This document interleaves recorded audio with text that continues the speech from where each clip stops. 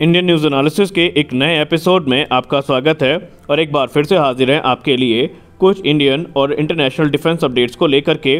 तो आइए एक एक करके उन पर नज़र डाल लेते हैं। दोस्तों, आज की अपनी पहली अपडेट की शुरुआत करेंगे हम चीन से आई एक रिपोर्ट को लेकर के।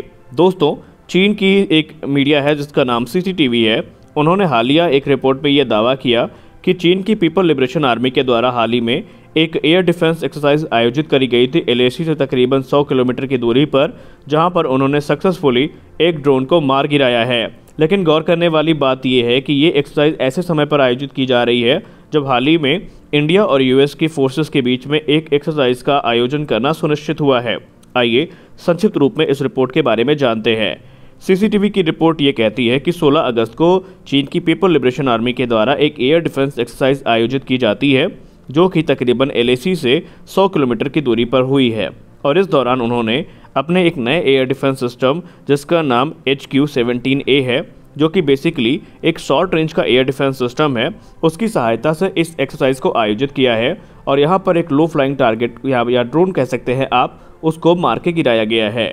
और रिपोर्ट्स ये भी दावा करती हैं कि चीन अलग अलग सिनेरियोज को ध्यान में रख करके इस प्रकार की जो एक्सरसाइजेज हैं उनके सिमुलेट कर रहा है। यानी नॉर्मल जो कंडीशन होती है उसमें इलेक्ट्रॉनिक वॉरफेयर का जो इन्वायरमेंट होता है उसको भी ध्यान में रख करके, और जितने भी सिनेरियोज युद्ध की स्थिति में बन सकते हैं उन सब को ध्यान में रख करके चीन इस प्रकार की जो एक्सरसाइज हैं उनको लगातार आयोजित कर रहा है। और इस चीज़ को लेकर के भारत भी चिंतित है और भारत ने भी अपना जो पूरा का पूरा ध्यान है अपनी कैपेबिलिटी को इन्हांस करने में लगा दिया है। अपनी अगली अपडेट में हम बात करने वाले हैं तुर्की के बारे में। दोस्तों, तुर्की को लेकर के रशिया की जो federal service for military technical corporation है उसके डायरेक्टर दिमित्री सुगेव ने कुछ बड़ी बातें बताई हैं स्पुतनिक को। स्पुतनिक की रिपोर्ट ये दावा करती है कि रशिया ने तुर्की को S-400 एयर डिफेंस सिस्टम की जो 2nd रेजिमेंट है उसकी डिलीवरी शुरू कर दी है। इसके अलावा रशिया का ये भी कहना है कि तुर्की रशिया का एक इम्पॉर्टेंट पार्टनर बना रहेगा और आने वाले समय में जो ट्रेड और इकोनॉमिक रिलेशन है रशिया और तुर्की के, उनको और भी ज़्यादा मजबूत करने की जो प्रयास है वो रशिया के द्वारा किए जाएंगे। आपको हम बताना चाहेंगे कि रशिया का ये भी कहना है कि मिलिट्री टेक्निकल कोऑपरेशन भी तुर्की के साथ मजबूत किया जा रहा है और आने वाले समय में रशिया ये उम्मीद करता है कि अलग अलग क्षेत्रों में तुर्की रशिया के साथ काम करने के लिए इच्छुक भी होगा। इस मामले में जानकारी देते हुए स्पुतनिक की रिपोर्ट ये भी कहती है कि इस समय और भी कई अलग अलग डिफेंस एग्रीमेंट्स हैं तुर्की और रशिया के बीच में जो साइन किए जा सकते हैं, जिनमें अत्याधुनिक हथियारों का निर्माण भी शामिल है। और हम आपको ये भी बताना चाहेंगे कि S-400 एयर डिफेंस सिस्टम को लेकर के रशिया का ये कहना है कि ये दुनिया का इस समय इकलौता ऐसा एयर डिफेंस सिस्टम है जो हर प्रकार के एरियल थ्रेट से निपटने में सक्षम है और आने वाले कुछ वर्षों में दुनिया का कोई भी देश शायद इस प्रकार का एयर डिफेंस सिस्टम ना बना पाए। उन्हें इस चीज़ का भरोसा भी है। उन्होंने कहा कि S-400 एयर डिफेंस सिस्टम, जिसको SA-21 ग्राउलर के नाम से भी जाना जाता है, वो दुनिया के सबसे एडवांस एयर डिफेंस सिस्टम में से एक है और इसने रशिया यूक्रेन युद्ध में अपनी कैपेबिलिटी को साबित भी किया है। वर्ष 2017 में रशिया और तुर्की के बीच में एक कॉन्ट्रैक्ट साइन किया जाता है जो कि तकरीबन $2.5 बिलियन का होता है, जहां पर S-400 एयर डिफेंस सिस्टम की खरीद की जो बात है वो की गई थी और अब जो 2nd रेजिमेंट की डिलीवरी है उसको भी शुरू कर दिया गया है। अपनी अगली अपडेट पे बात करने वाले हैं ताइवान के बारे में। दोस्तों, नैन्सी पेलोसी के ताइवान दौरे के बाद से चीन बौखला गया है और चीन लगातार अपनी खुन्नस को निकालने के लिए उस जगह पर जो फाइटर एयरक्राफ्ट और बैटलशिप्स हैं उनको भेजने लगा है।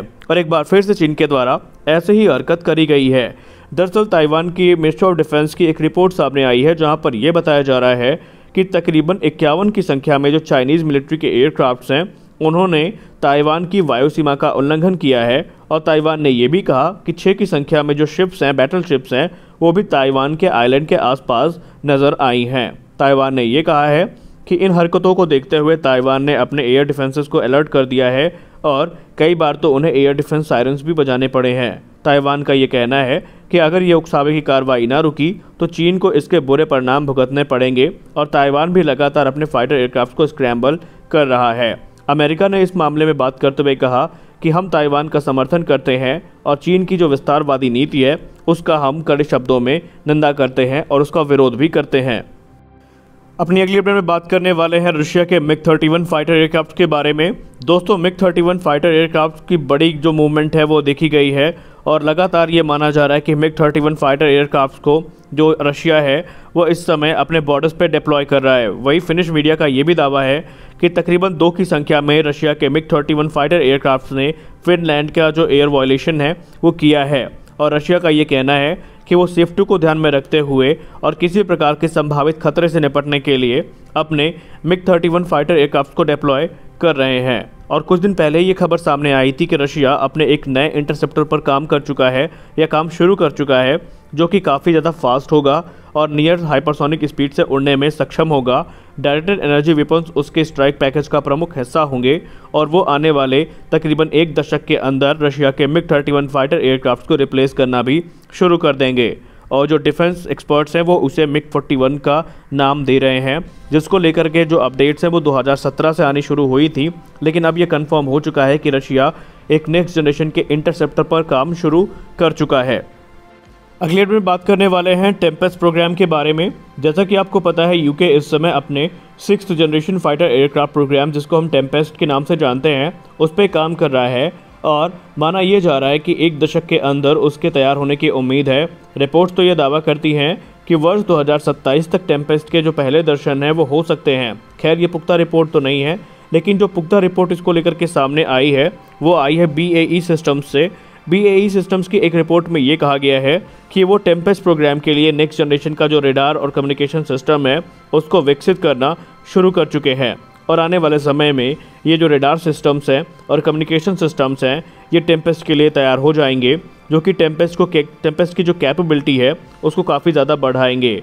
आपको हम बताना चाहेंगे कि इस समय यूके टेम्पेस्ट प्रोग्राम के लिए अलग अलग पार्टनर्स की तलाश कर रहा है। कभी जापान, कभी इंडिया, तो कभी दूसरे देशों को लेकर के वो बातचीत कर रहे हैं, क्योंकि यूके और फ्रांस कुछ ऐसी यूरोपियन कंट्रीज़ हैं जिन्होंने 5th generation fighter aircraft program को स्किप करके सीधा 6th generation fighter aircraft program में इंटर करना सही समझा है।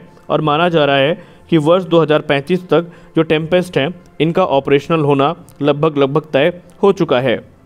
अपनी अगली अपडेट में बात करने वाले हैं रशिया के आर्मी 2022, जो कि एक इंटरनेशनल आर्म्स शो है, उससे आई एक बड़ी अपडेट के बारे में। दोस्तों TSS की एक रिपोर्ट सामने आई है जहां पर यह बताया जा रहा है कि रशिया की federal service for military technical corporation के आला अधिकारी दिमित्री सुगेव ने कुछ बड़ी बातें की हैं भारत के संदर्भ में।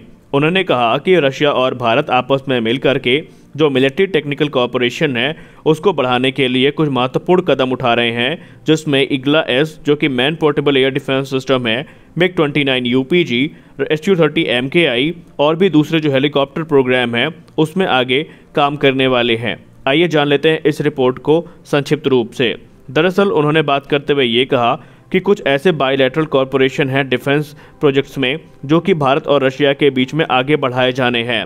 उन्होंने कहा कि इस समय रशिया के कामोव 226 जो हेलीकॉप्टर्स हैं उनके प्रोडक्शन को लेकर के भारत से बात कर रहा है।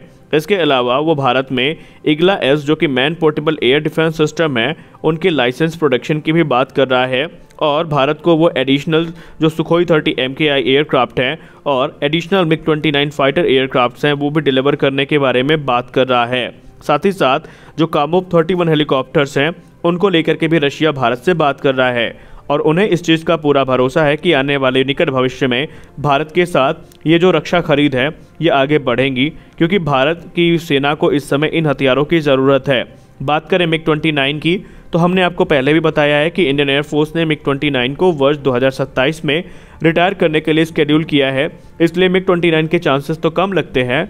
हाँ, हो सकता है कि एडिशनल सुखोई 30 MKI शायद भारतीय वायुसेना के द्वारा खरीदे जाएं और डिफेंस एक्सपर्ट्स से बात करने पर भी यही पता चलता है कि MiG-29 के चांसेस अब लगभग नियर अबाउट 0 हैं। तो अभी के डिफेंस अपडेट की वीडियो में बस इतना ही। मिलते हैं अपने अगले वीडियो में कुछ और इंटरेस्टिंग अपडेट्स के साथ। चैनल को सब्सक्राइब जरूर करिएगा, वीडियो अच्छी लगी तो वीडियो को लाइक करिए और इसके अलावा आपको जो डिफेंस अपडेट्स हैं इस चैनल पे अब रेगुलर मिलती रहेंगी, इंटरनेशनल और नेशनल दोनों। तो मिलते हैं अपने अगले वीडियो में, तब तक के लिए जय हिंद।